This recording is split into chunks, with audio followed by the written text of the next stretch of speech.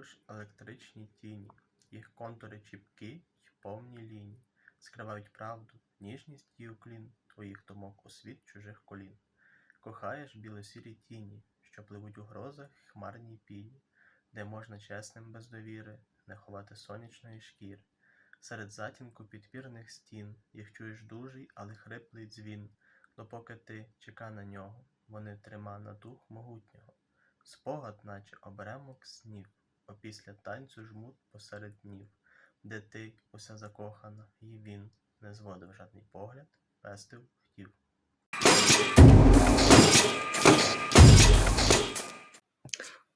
Hi everyone, thank you for checking out this video. I'm going to read you a fragment from The Stray Goldfish, a short story about a goldfish called Mowgli, about love and the life of a migrant. Life at Dolce Vita didn't live up to the name. I had 5, 6, sometimes 7 shifts per week between 12 and 14 hours each. When at work, there was no sitting down and no standing around. Even when the place was empty, for example, on Mondays or Tuesday mornings, and every surface had been wiped clean twice, the Spanish manager still shouted at us. "I don't care, wipe it a third time. You are paid for your time, and as long as you're on the clock, I don't want to see you idle." I got to a point where I would ask to go to the bathroom just so I could rest my knees sitting on the toilet. To deal with the high flow of clients, the restaurant was organized like an army with a strict hierarchy. At the top, the Turkish owner. Underneath him, the Spanish and Greek managers, who ruled over the front and the back of the house. The back house was the kitchen. It consisted of cooks, sub-cooks, and dishwashers. They were mostly Italians and Romanians, more stable and better paid than the front. The front meant waitresses and runners. They were usually women, because, as the Greek manager put it, everyone prefers to be served by a woman. They were of all nations, students and fresh graduates who came to London to try their luck. They worked at the restaurant until they learned English, were accepted on courses, or found better jobs. They earned less than the kitchen and received a smaller percentage of the tips, but they were in the first line when it came to the whims of the clients and the furies of the managers and owner. In addition, they formed a permanently renewed mass of maneuver for the unmarried cooks, and even for the married ones, who could try their pickup lines on them or just amuse themselves by shouting obscenities, especially in languages the girls didn't understand. At night, after we mopped the floors and put out the trash, and the manager left, locking the door behind us, Broadway Market appeared in a different light. All the pubs and bars were closed, all the partygoers vanished, and the street filled with groups of people who sat on the curb, drank beer from a can, spoke in hushed, tired voices, and no one used English anymore. I would finish my beer and start along the empty streets with a numb mind and throbbing feet, scaring the foxes rummaging through the garbage. I would enter my house silently, not to wake my flatmates, and go into my room. And although Mowgli didn't come and welcome me at the door, he watched me from the bowl with one eye, then the other, making me feel less alone. I would fall asleep watching him undulate in the light outside my window, and the piece of missing glass which had once ruined the integrity of the bowl was now palpable proof that Ancunda existed. Despite the water pump, Mowgli wasn't doing too well. His scales had started to turn black. "I think Mowgli is turning into a zombie," I texted Ancunda, who was now replying less often than before. One evening, I looked up images of Uganda on Google. Although we had told each other our life stories in detail, we had never accompanied them with pictures. The search revealed giraffes silhouetted against sunsets, waterfalls in luxurious forests, dusty crowded streets, armed soldiers, barefooted children. I googled images of Romania and realized that trying to imagine Ancunda's existence based on pictures on the internet was as ridiculous as someone wanting to learn what I had been doing in Romania, starting from images of pelicans in the Danube Delta, snow-capped mountains, girls in traditional dresses, soldiers at the revolutions, beggars. Ancunda had never asked me to come to Uganda. "Do you like it there?" I once asked him. "It's not bad," he said, smiling. "Do you think I would like it?" He turned serious. I don't know. But wouldn't you like to live in Europe? I asked. He sighed. Of course I'd like to live in Europe for a few years to see what it's like. But you don't get it. I'm not wanted here. Thank you very much.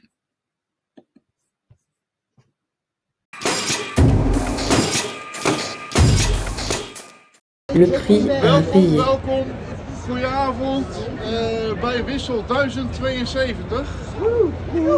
I'm gonna switch to English since we have a guest from France. She is at the moment a resident at Stichting NAC and she just arrived here I think 3-4 weeks ago. And she has a story to tell. And she is Eva Gerson.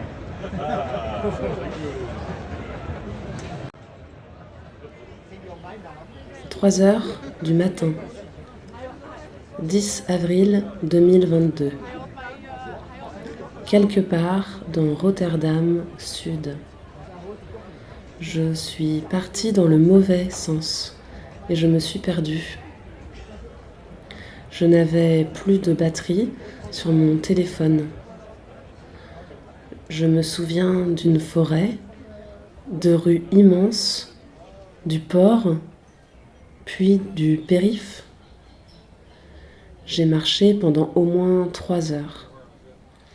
Je ne savais plus quoi faire, alors oui, je suis montée volontairement dans sa voiture. Il m'a acheté de l'eau. Je n'avais plus les idées claires. J'étais trop alcoolisée. Il me parlait en anglais. Il m'a dit que lui aussi, il avait un bébé. Je savais qu'il ne me laisserait pas partir comme ça. Et je pensais, est-ce qu'il va vraiment me ramener chez moi ? J'avais du mal à réfléchir. Je me demandais combien ça allait me coûter de m'être trompée de chemin, puis d'être sauvée par un homme. Il s'est arrêté à quelques mètres de ma maison. Il a commencé à me toucher les seins. Il a sorti sa bite. « Tu vas me finir derrière, hein ?» Maintenant, il a mon adresse. Normalement, j'écris de la poésie, mais là, j'ai pas réussi.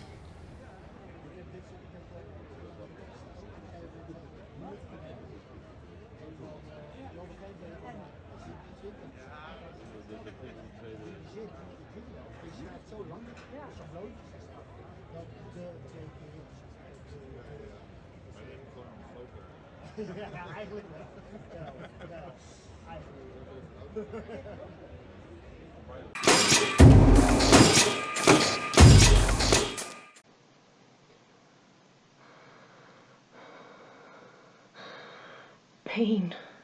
You can't see anything. It stings and burns. You feel like you want everything to stop. Hurting, people moving everywhere. Running, screaming, smoke, scream, strike 1. Where did that come from? Stop it, strike 2. Stop it, please. Strike 3. Stop it, it hurts. Strike, I can't remember the number. If a razor blade were to cut your eyeballs, it wouldn't hurt as bad. Fear, you can't hear anything. Blood pumping, ringing in my ears, whooshing, pulsing, buzzing, dial tones. You feel like you want everything to stop. Ocean waves, red, people moving everywhere in slow motion. Blood, strike 1. Where did that come from? Can you hear me? Stop it. Strike 2, strike 3, stop it. Hurts. Strike, I can't remember the number. Smoke. If a bomb were to explode in your head, it wouldn't hurt as bad. Suffering. You can't taste anything. Yeah. Yes, you do. It's metallic, iron-like taste. You know, blood in your mouth. You want everything to stop. Red. You have to spit it out. It keeps dripping on your chin and then on the pavement. Strike 1. It hurts. Stop. Strike 2. Strike 3. Strike, I can't remember the number. Blood red. If your blood were to be aqua blue, you'd now be swimming in an ocean, and it wouldn't hurt as bad. Bitterness. You can't feel anything. Not even pain, just loneliness. You want this chaos to stop. Silence, your head resting on the pavement. It feels too hot, summertime hot. Strike one. Was that really necessary? I'm not even moving. Stop it. Strike two. Stop it. Please. Strike three. Stop. It hurts. Strike. I can't even remember the number. Blackout. If you were to be dead, you'd die again, and it wouldn't hurt as bad.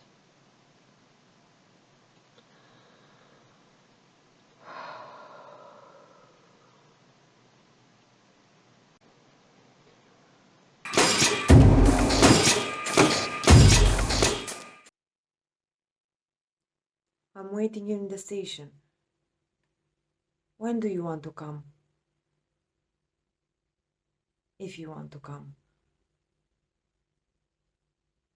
I'm not a child. Are we still children? I pay hours on the earth and buy stars on the sky. I open the green eyes from the dream and I close doors from the apartment. Do you see the sun from my soul? Do you hear the stories from the past? It's winter and it's cold. Is today here? Maybe never. I want you to come here and smile with me. It's warm. It's fire. And it's good. You know that is true. So, let's eat love on bread from the shop from the corner of the world. And if you don't want, I'm getting dressed again with the blue coat with regrets. And I'm taking my shoes on with the travels to go in other places where I don't see you in my mind. I'm asking you again. Do you want to come with me on Mars? I'm waiting for your answer, even in whispers.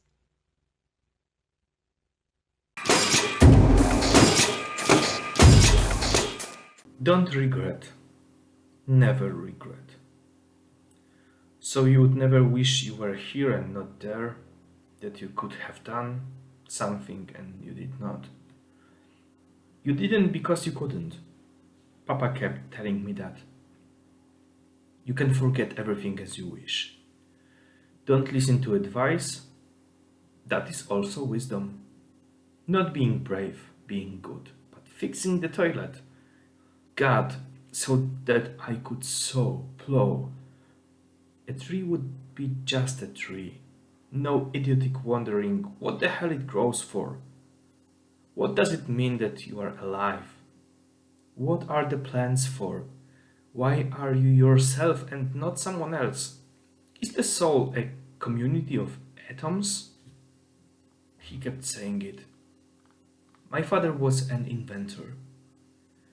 He didn't really invent anything, but that was what he called himself and how he made others call himself. What has been and has gone is gone, as if it had never happened at all. It's like a cookie eaten yesterday, you got nothing of it. Therefore, one could make up the past which you didn't have, and if you just believe in it, it will be as if you really experienced it. Why do I Want to become a doctor? What for? At first, we were a seal, then an amoeba, and finally a fish. And after a long and frustrating period, we have transformed into a lizard. We left the seas and oceans to land, we climbed a tree, and we watched how dinosaurs die. It was frighteningly icy. Then we went down from the tree and... Why do I want to be a doctor? Why? You can't say it like this. If you were to ask a dying man if he wanted to live again, he will certainly agree and will not ask what he's supposed to live for.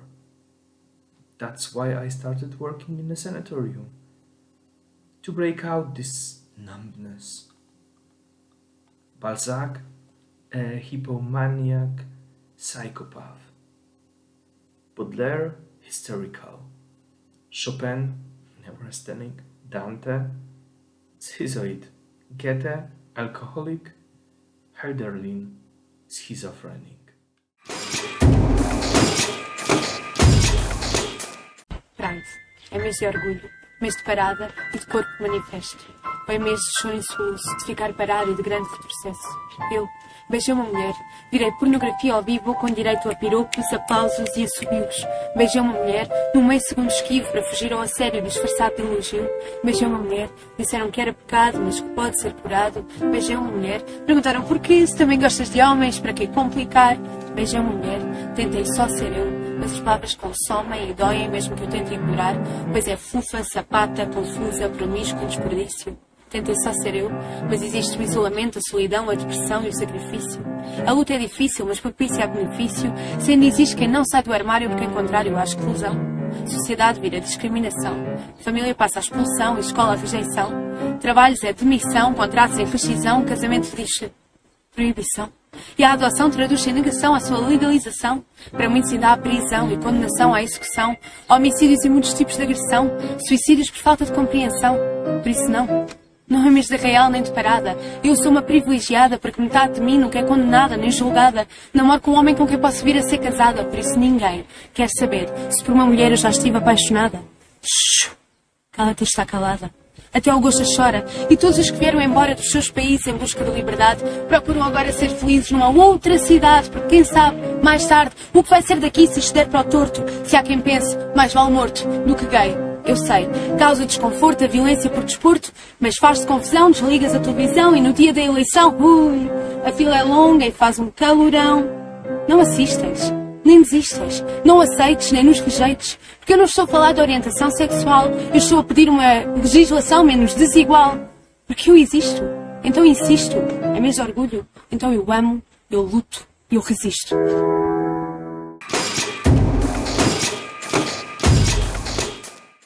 Andreea almost cried herself to sleep that night, wondering why some people's actions affect us so much, and why we just don't care about the rest. Wondering if there's any logical reason for what was happening to her and overthinking the turmoil of that late Saturday evening. No matter how much she tried to forget, knowing she was only 17 and she had a whole life ahead of her, those unstoppable thoughts just kept popping up in her head. And also the eyes, the hazel eyes which used to be so full of light, almost like dripping honey. His eyes. I can't forget them, she continuously said to herself. She blinked again, and the red digital numbers appeared violently in front of her eyes. It was 4 and 5 a.m. It was a good thing she wasn't going to school the next day. It was amazing how only 12 hours ago everything suddenly turned into disaster. First, Alex's text. I don't think I can hang out with you tonight as promised. I made other plans. Sorry, love ya. It wasn't the first time he was doing this to her in the last 2-3 months. Yeah, she just knew that something has changed, but she didn't want to admit it. What was he seeing someone else? Andreea just couldn't find out. After all, he'd admitted he was going to some cheap club with the boys. They just couldn't take no for an answer, he said. And you know that since I'm first year in this college, I want to make a good impression. Andreea didn't believe a word. It was the last days of March. He had 6 months to fit in. In the meantime, she tried to keep her cool for a few hours, but she couldn't. It was eating her inside. Luckily, her best friend didn't let her drown in sorrow. They found out where Alex was and they just showed up there. Not so early, around 11:30 p.m. Maybe he just lied. Maybe he isn't even there, she said with pain in her voice. Also, do you remember that I saw him talking with a person called the mailman? He had a lot of calls from him. Who do you think that might be? For sure he is no mailman, and I'm pretty sure that he's not even a man. We'll just have to see for ourselves. But Alex wasn't cheating on her, at least not with another person. He was sitting at a table, laying on a black couch, all messy, in a VIP room with two friends. His eyes were red. Andreea could soon see that he wasn't himself. The relief on her face turned into shock, and soon into worry and disappointment. What the hell are you doing here? He screamed and jumped from the couch. Suddenly, Andreea had no words. I just came to make you a surprise, she said slowly. No, you came to check up on me. You think you have control over me, but you don't. Suddenly, she started connecting the dots. His lack of focus, his secret rendezvous with his new friends, his sudden loss of temper, losing touch with his family, paying less attention to classes, and actually not even going to college that much. It was hard for Andreea to admit it, but her boyfriend was just on his way to becoming an addict. So that night, Andreea desperately needed her parents' advice, but she couldn't tell them anything. In the end, she fell asleep knowing one thing. She was still in love with a boy who proved to be too weak to say no to temptations. Jack didn't know what was keeping him up that night. Was it the screaming of his newborn girl and her tired girlfriend shaking the bed constantly, or was it the worries that he had been having for a few months now? He was still thinking about what happened the entire day, about not being able to keep his promise towards his new family. He saw himself standing there at 7 a.m.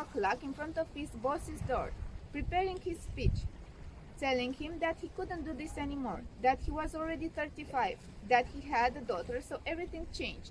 He would become a respectable man, find a normal and most importantly legal job, and earn some honest money. He would tell him how worried he had been since his close friend had gone to jail. Jack was sure that the craftsman would understand. When he finally entered his office, which was a huge business office, he thought again that no one would suspect that other kind of business was going on in that construction company. But the worst part of that meeting was this. Jack's speech never got to be heard by the craftsman. I'm going to promote you, he said. I'll give you a new job. I can see you're worried about your friend who got caught. You'll have less goods to sell. You'll stop being in contact with the providers and clients. I'll give you more important things to do, which would mean more money. I mean, we could use the money, I guess, Jack said to himself. He tried a few times telling his boss that he wanted to stop, but it was like he knew what he was going to say and always interrupted him. The man standing in front of Jack started saying something about going big and finding new ways to justify the money they had been earning in the last months. Huge amounts of money. Then he started saying something about how no one is truly pure, and how we all have a past, and that no man would compromise his social status and family just to stop their thriving business. Apparently, some idea of his turned out as planned. Jack didn't know much, but he was sure that blackmailing was the only way they could go on with their business. At the end of the meeting, there he was, standing in the middle of a street with a white envelope in his hands, not sure of what to do next.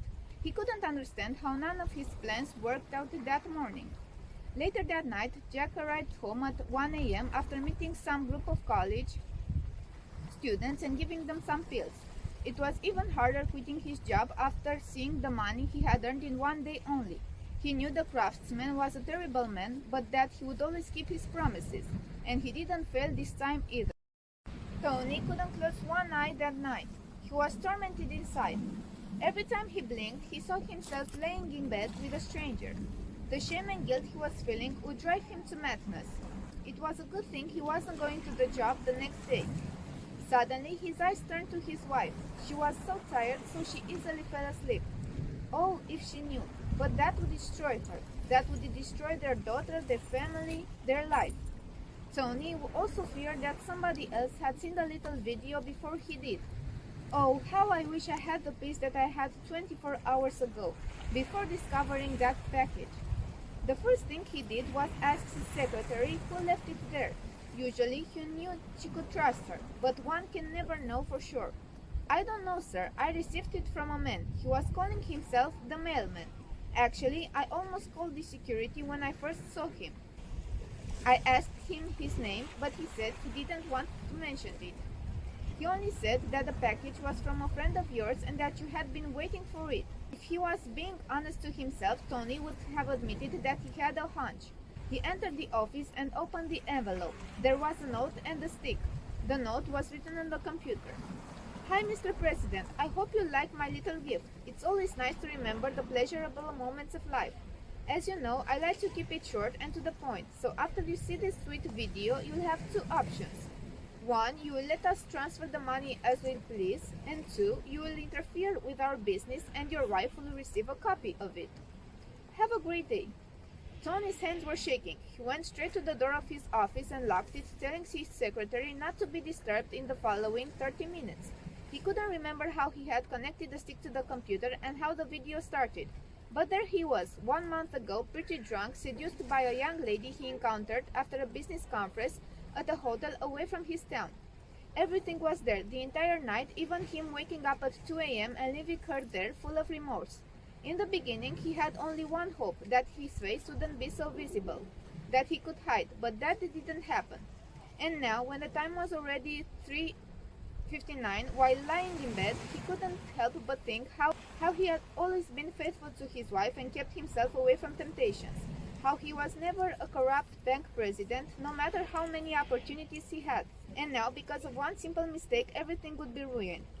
Either his family, and he couldn't bear the thought of disappointing his own daughter, or his own conscience and eventually his job, because allowing that group to use the bank he was working at for money laundering meant his free consent of being involved in his business. And he couldn't bear the thought he was supporting a crime that would affect thousands of people from his country, that would become addicts, that would have a distorted notion of having fun. It was 7 o'clock when he decided to go downstairs and make a sandwich for himself. Well, not only for himself, but also for his wife. He felt like he should make up for his mistakes. Not that a breakfast in bed would be equivalent to his infidelity. But the door was already open, and the light turned on. Tony was surprised to find her in the kitchen. Andreea, what are you doing awake so early? On a Saturday? His daughter turned to him. Her eyes were red and tired, full of tears. She was relieved to see him, and she just ran into her father's arms.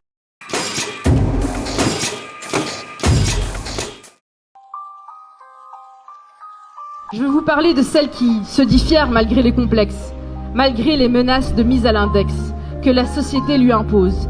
Celle qui ose, c'est celle qui, si elle était un homme, ce serait normal. Ce qu'elle fait, ce serait vu comme banal. Mais comme c'est une femme, on ne peut pas faire ci, on ne peut pas faire ça. C'est celle qui défie sa tribu pour faire évoluer le débat. Je suis Manal El-Sharif qui conduit en Arabie Saoudite. Je conduis malgré qu'on m'ait maudite. Je suis aussi cette jeune journaliste de 23 piges qu'on a virée d'une rédaction et à qui on a dit que je ne ferai plus jamais de pige. Et à plus de 60 balais, s'appelle encore Oprah Winfrey. Je suis aussi la mère célibataire qui élève seule ses 4 gosses quand la père a eu envie de partir pour une moins grosse. Je vis ma vie en jonglant avec le taf et les copines. Ne me dites rien de ma cuisine qui dégouline. Je suis aussi ces filles à la peau noire qui, au lieu de profiter de leur samedi soir, préfèrent militer. Je suis cette femme bouclée ou cette femme voilée qui ne la boucleront pas sur votre préjugé. Je suis Marilyn Monroe qu'on a prise pour une blonde conne qui en a profité d'être une icône pour rendre service à Ella.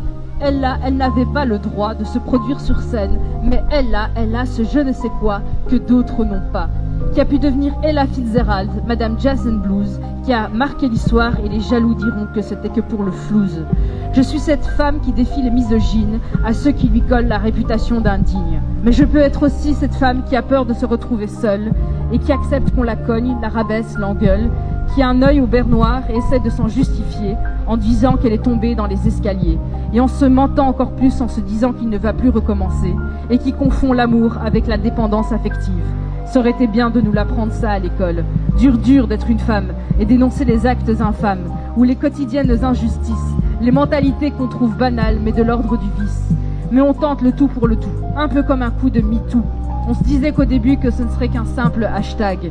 Mais ça a remis en question toutes ces sales blagues, que ce soit les plaisanteries salaces ou sur les femmes qu'on entend depuis tout le temps à la télévision, qui plus tard, inconsciemment, joueront sur nos discriminations, que ce soit une mauvaise et sexualisée représentation de la femme qui jouera sur nos promotions, ou les mauvaises blagues de blondes qui virent du running gag au harcèlement. Aujourd'hui, c'est le moment, et un moment, parmi tant d'autres pour se dire qu'on a le droit d'être respecté, à ne pas dessus se faire marcher. Je suis aux côtés de mes sœurs, même si je suis fille unique, je suis aux côtés de mes sœurs qui n'ont pas la même couleur, ni les mêmes convictions, mais en tout cas les mêmes valeurs. Je lutte avec mes sœurs noires à qui on leur a dit que leurs cheveux ne sont pas beaux, à qui ça détruit l'estime. Je lutte avec toutes ces femmes qu'on abîme, à qui la ferme face à la sécurité de l'emploi et qui ravalent leur fierté face à un collègue mâle. Je me dis qu'elles ont dû à leur époque en essuyer l'opprobre, alors que leur combat était noble. Alors nous, n'ayons pas honte de lutter contre des mentalités de maintenant qui seront vues plus tard comme déplacées, comme le simple droit d'antan de voter. Car moi, avant de crever, je ne veux pas me dire que je n'ai fait que manger, boire, dormir et m'accoupler, et que je ferai des enfants consommateurs, qui feront pareil à cause de la peur. Chers frères, chères sœurs, de mon modeste poème, je vous dis, je vous aime.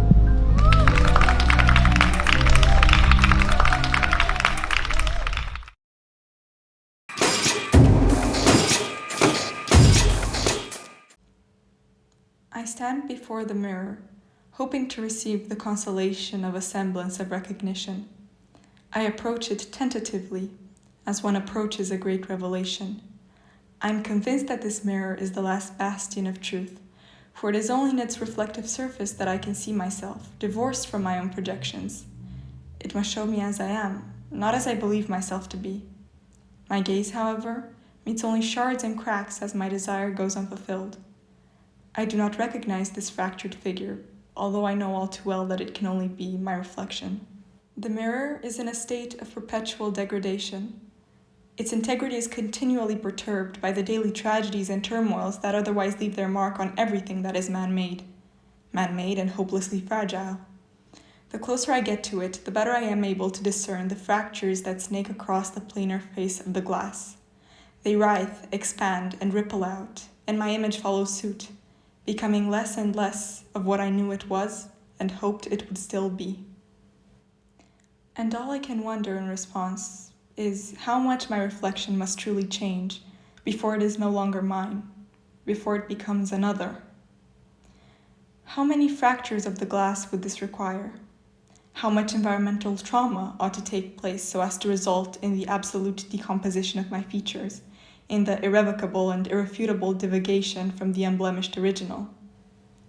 Running a hand over the shattered surface, over its blooming ridges, and ignoring the blood this draws, I consider my internal discourse and question it further. It may very well be that the mirror has always been broken, to some extent or another, and that the image that I call the original, and against which I judge all other iterations of this sensory experience, features cracks that I could not identify upon first viewing, and that my consciousness thereupon quickly absorbed and accepted as part of my veritable reflection. I suppose that our standards for normality are conditioned by the nature of the universe in which we gain consciousness. Our standards remain rigid while the surrounding world changes. What hope can there be for recognition and satisfaction when I find myself face to face with chaos, with change, and witness the destruction this imposes upon a medium that does not know how to cope with it, and ultimately relents to its pressure? Everything flows. I notice it in the passage of time, in the movement of the clouds across the sky, in the cries of newborns and the final breaths of elders. Everything flows. The direction of the wind changes, trees are uprooted and saplings grow. Everything flows. My blood flows from my palm and down my forearm before christening the ground in a succession of drops. Everything flows, but for our manufactured reality, our brittle natura artificialis. I take note of my earlier tendency to think in discrete terms. Is it not a fallacy to do so? Could it be that the discrete nature of these terms does not arise out of my own volition, but is rather enforced upon me by the rigidity of the mirror, by the sharp vertices of its cracks, by its evident breaking point and inherent lack of ontological continuity? Am I not, for this reason, mistaken in looking at it as a representation of reality? If truth is what I seek, can it be found here at all, reflected in a surface that can offer at best a momentary glimpse before it shatters altogether? I step away from the mirror. It has become clear that I will not find the answers I am looking for within the confines drawn by man. I will not find them reflected in his tools, in his static, polished surfaces. In the distance, a faint, undulating melody draws me close. I find myself on the bank of a river that stretches from infinity to eternity. The river, engaged in a race against itself, flows forcefully, effortlessly overcoming any obstacles in its path and unperturbed by any intrusions in its domain. I take in the fragments of light that spot its restless surface, that melt and expand along with its motion. And I notice one more thing. My reflection, whole and unfractured, despite the constant motion of the medium that hosts it. Everything flows.